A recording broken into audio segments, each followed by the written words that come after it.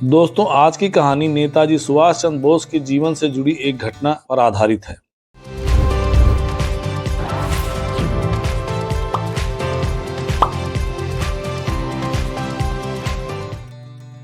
बात वर्ष 1919 की है।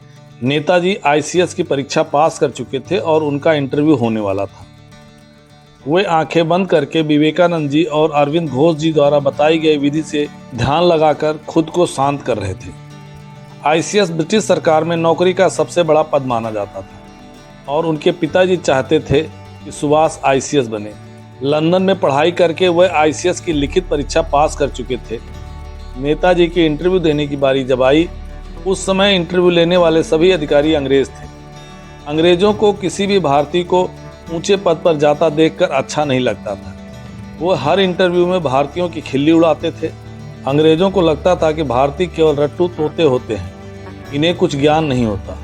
इंटरव्यू में अंग्रेजों ने सुभाष जी से प्रश्न पूछा, ये जो ऊपर पंखा चल रहा है, इसमें कुल कितनी पंखुड़ियां हैं? सुभाष जी बोले, अगर मैं इस प्रश्न का सही उत्तर दे दूं तो क्या मेरा चयन सुनिश्चित है और आप जो भारतीयों के मामले में सोचते हैं वह विचार बदल लेंगे? अंग्रेज बोले, ठीक है, बताओ। सुभाष जी खड़े हुए और बिजली का स्विच बंद किया। पंखा रुक गया। वो पंखुड़ियां गिनकर बता दी कि कुल 3 पंखुड़ियां हैं। अंग्रेज भी मान गए कि सुभाष जी की तार्किक बुद्धि तेज है। उन्हें नौकरी भी मिल गई, लेकिन नेताजी का मन कहीं और था।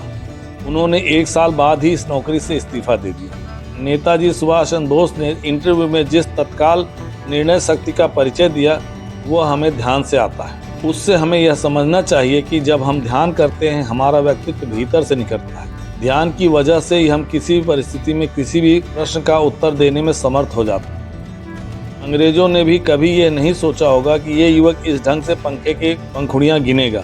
काम क्या किया जा रहा है, ये ज़्यादा महत्वपूर्ण नहीं है। महत्वपूर्ण यह है कि काम करने का तरीका कैसा है। काम करने के तरीके से काम ज़्यादा महत्वपूर्ण हो जाता है। दोस्तों, नेताजी के बारे में ये जानकारी आपको कैसी लगी, कमेंट करके ज़रूर बताएं। साथ ही इस चैनल को लाइक, शेयर और सब्सक्राइब करना ना भूलें। धन्यवाद।